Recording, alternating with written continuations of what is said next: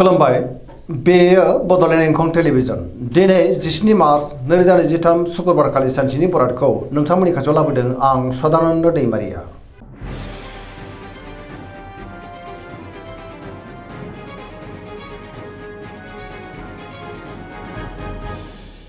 सिगां फरायनो लादों मेष राशि गिबि हांखो अ ल। दिनैनि साना बारा मोजां नङा। गोसोखौ दिनै जोबोर उसुखुथु मोनगोन। सोरजोंबा लाजि फोनांजानो हागौ। सांग्रां जानाया गाहाम। सुथुरनि गाज्रि नोजोर थानोबो हागौ। गुबुनजों गोरोबनो गोब्राब जागोन। मावनो लानाय खामानिखौ मावफुंनायाव माबा नङा माबा मोनसे गोरोन्थि जालांनो हागौ। गोसोआ दिनै जोबोर उसुखुथु जागोन। देहाया दिनै मोजाङै थागोन। अब्लाबो नाथाय जानाय लोंनायाव सांग्रां जानांगोन। सोरबा लोगोनिफ्राय गाज्रि खौरांबो मोननो हागौ। रांखावरियाव मोजां अब्लाबो नाथाय खरसाया बांगोन। बेफार फालांगियाव मोजां होनजायो। न'खराव बिसि फिसायनि गेजेराव अननानै फैगोन। बिमा बिफानि अननाय आरोफोरखौ मोननो हागौ। गोसोनि बोलोआ नाथाय अब्लाबो लोरबां जानोबो हागौ। समाजाव बयजोंबो मान होजागोन। लाइमोनफ्रा दिनै जोबोर आला खाला जागोन आरो नेगेटिभ एनार्जिनि गोहोम गोग्लैनोबो हागौ। फरायसाफ्रा फरायनायाव गोसो दुंखांगोन।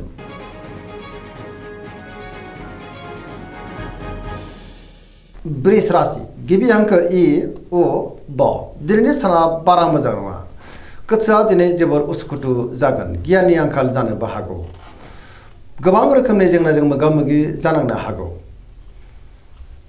गोसोनि साननायफ्रा दिनै देबार नांगोन। मावनो लानाय खामानिखौ मावफुंनो हानाय नङा। गोबां रोखोमनि जेंनाजों मोगा मोगि जानानै खामानिफ्रा गुलाय गुजाय जानोबो हागौ। रांखावरियाव बारा मोजां नङा। नाङा फाङा खरसाया बांगोन। बेफार फालांगियावबो बारा मोजां नङा होनजायो। न'खराव बिसि फिसायनि गेजेराव अननानै फैगोन। देहाया मोजाङै थागोन। गुबुननिफ्राय हेफाजाब लानांनो हागौ।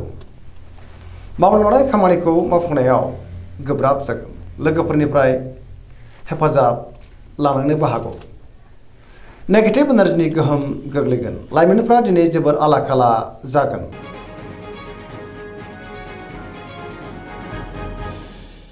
मिथुन राशि गिबि हांखो क स। दिनैनि साना जोबोर मोजां। गोसोआव गोथों आरो गोग्गो साननाय फैगोन। गियाननि आंखाल जानाय नङा। पजिटिभ साननो रोंगोन। पजिटिभ एनार्जिनि गोहोमबो गोग्लैनो हागौ। मोनफ्रोमबो खामानिखौनो दिनै मोजाङैनो मावफुंलांनो हागोन। गियाननि आंखाल जानाय नङा। गोसोआ दिनै जोबोर खुसि जागोन। देहाया मोजाङै थागोन। अब्लाबो नाथाय जानाय लोंनायाव सांग्रां जानांगोन। रांखावरियाव मोजां आयाबो बांनो हागौ। बेफार फालांगियाव जोबोर मोजां मुलाम्फा मोनगोन। न'खरावबो अननानै फैगोन। समाजावबो दिनै मान मोनगोन। गोसोनि बोलोआ बांगोन। मावनो लानाय खामानिखौ थि समावनो आरो गोरलैयैनो मावफुंनोबो हागोन। सोरबा लोगोनिफ्राय थोजासे हेफाजाबबो मोननो हागौ। गुबुनजों दिनै मोजां सोमोन्दो लाखिनोबो रोंगोन। बहाबा थाङोब्ला दिनै जोबोर मोजां आरो मोजाङैनो हान्थिनोबो हागोन। लाइमोनफोरनि गोसोआ दिनै जोबोर रमान्टिक जागोन आरो गावबा गावनि गोसोनि साननायखौ फोरमायलायनोबो हागोन।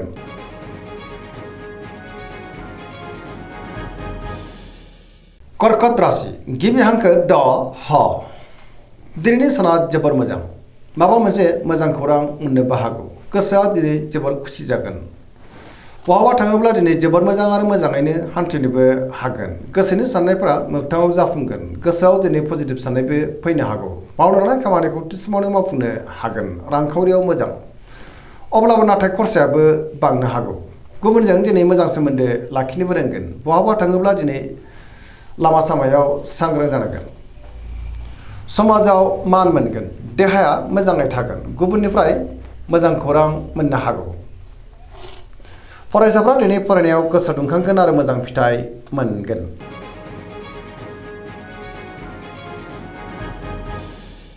सिंह राशि गिबि हांखो म ट।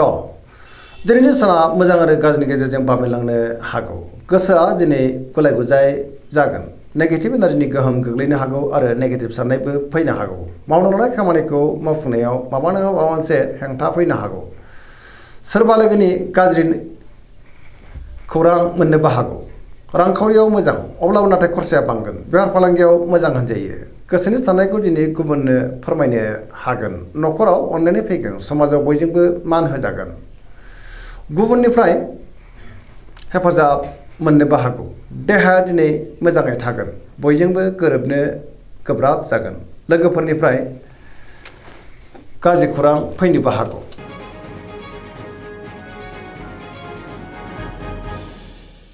कन्या राशि गिबि हांखो प ट।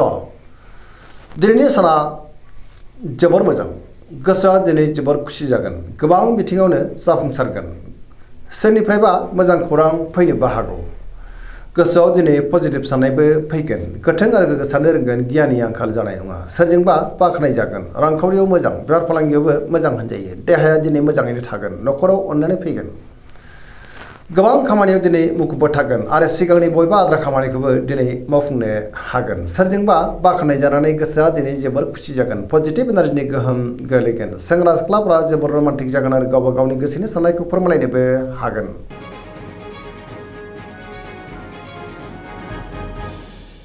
तुला राशि गिबि हांखो र ट दिनैनि साना जोबोर मोजां गोसोनि बोलोआ बांगोन गोसोनि साननायफ्रा मोगथाङाव जाफुंनोबो हागौ मावनो लानाय खामानिखौ थि समावनो आरो गोरलैयैनो मावफुंनोबो हागोन देहाया मोजाङै थागोन बहाबा दावबायनो एबा हान्थिनो खाबु मोननो हागौ आरो मोजाङैनो हान्थिनोबो हागोन रांखावरियाव जोबोर मोजां अब्लाबो नाथाय खरसायाबो बांगोन न'खराव बिसि फिसायनि गेजेराव अनलायनाय फैगोन बिदा फंबायनिफ्राय थोजासे हेफाजाबबो मोनगोन समाजाव दिनै लोगो लेवा बांनो हागौ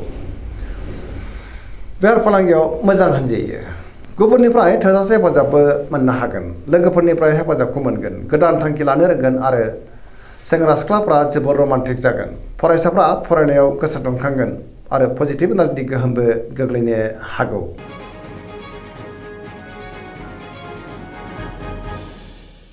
वृश्चिक राशि गिबि हांखो न स दिनैनि साना जोबोर मोजां समाजाव दिनै लोगो लेवा बांगोन गोबां मुंदांखा सुबुंजों दिनै लोगो मोनज्लायनोबो हागौ पजिटिभ एनार्जिनि गोहोम गोग्लैगोन गोथों आरो गोग्गो साननो रोंगोन गियाननि आंखाल जानाय नङा बहाबा हान्थिनो एबा दावबायनो खाबु मोनगोन समाजाव बयजोंबो मान होजागोन सोरजोंबा बाख्नाय जागोन गोसोआव दिनै गोग्गो आरो गोथों साननाय फैगोन मावनो लानाय खामानिखौ थि समावनो आरो गोरलैयैनो मावफुंनोबो हागोन गुबुननिफ्राय थोजासे हेफाजाबबो मोननो हागौ गोसोनि साननायफ्रा दिनै मोगथाङाव जाफुंगोन गोसोनि बोलोआबो बांगोन गुबुननि थाखाय गोबां मोजां खामानि मावनानै होनो हागोन बयजोंबो मान होजागोन न'खराव दिनै अनलायनाय फैगोन रांखावरियाव मोजां बेफार फालांगियावबो मोजां होनजायो देहाया दिनै मोजाङैनो थागोन अब्लाबो नाथाय जानाय लोंनायाव सांग्रां जानांगोन पजिटिभ एनार्जिनि गोहोम गोग्लैगोन फरायसाफ्रा फरायनायाव गोसो दुंखांगोन लाइमोनफ्रा दिनै जोबोर रमान्टिक जागोन आरो गावबा गावनि गोसोनि साननायफोरखौ फोरमायलायनोबो हागोन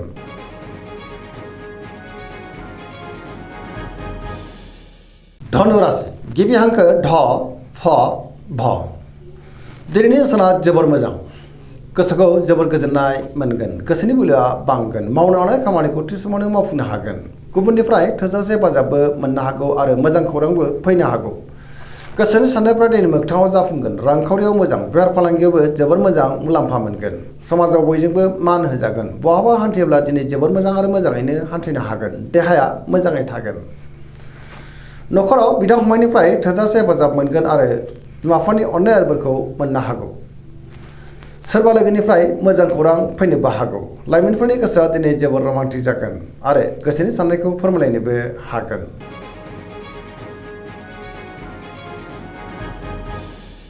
मकर राशि गिबि हांखो ख ज दिनैनि साना जोबोर मोजां सुथुरखौ गोरलैयैनो फेजेननोबो हागोन गोसोनि साननायफ्रा दिनै मोगथाङाव जाफुंगोन मावनो लानाय खामानिखौ थि समावनो आरो गोरलैयैनो मावफुंनोबो हागोन रांखावरियाव जोबोर मोजां अब्लाबो नाथाय खरसायाबो बांगोन मोननो गोनांथिखौ दिनै मोननो हागोन बेफार फालांगियाव जोबोर मोजां मुलाम्फा मोननो हागौ गोबां रोखोमनि जेंनाखौ दिनै सुस्रांनो हागोन गुबुनजों मोजां सोमोन्दो लाखिनोबो रोंगोन मोनफ्रोमबो खामानिखौ दिनै गोरलैयैनो मावफुंलांनोबो हागोन गोदान खामानियाव आखाइ होजेननोबो हागोन आरो जागायनो हागोन न'खराव बिसि फिसायनि गेजेराव अनलायनाय फैगोन बिदा फंबायनिफ्राय थोजासे हेफाजाब मोननोबो हागौ सेंग्रा सिख्लाफोरा जोबोर खुसि जागोन आरो गोसोनि साननायखौ फोरमायलायनोबो हागोन फरायसाफ्रा फरायनायाव गोसो दुंखांगोन पजिटिभ एनार्जिनि गोहोम गोग्लैगोन धोरोमारि बिथिङावबो दिनै गोसो दुंखांनो हागौ सरासनस्रायै दिनै साना जोबोर मोजां आरो मोजाङैनो बारग'लांगोन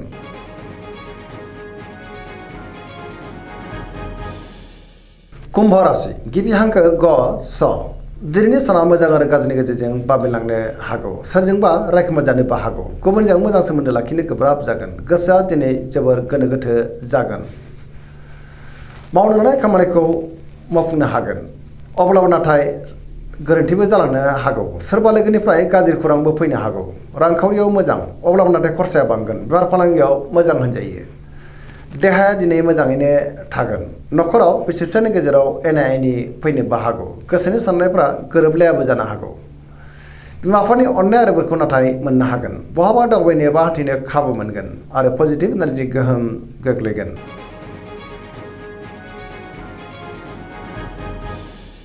मीन राशि गिबि हांखो ड स।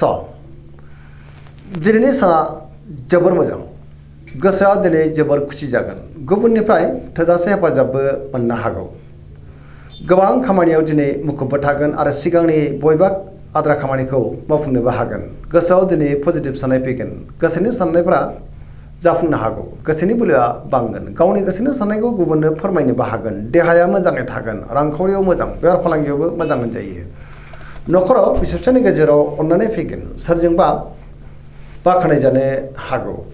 लाइमोनफ्रा दिनै जोबोर रमान्टिक जागोन आरो गोसोनि साननायखौ फोरमायलायनोबो हागोन। फरायसाफ्रा दिनै फरायनायाव गोसो दुंखांगोन आरो मोजां फिथाइ मोनगोन। दिनैनि राशि फरायनाया एसेनोसै। जोबनायाव बेखौनो खावलायो जाहाथे नोंथांमोना सानफ्रोमबो जोंनि बे बड'लेण्ड इंखं टेलिभिजनखौ नायबाय थायो आरो साबस्क्राइब खालामो, लोगोसे लाइक खालामो आरो शेयार खालामो। एसेनोसै, गोजोन्थों।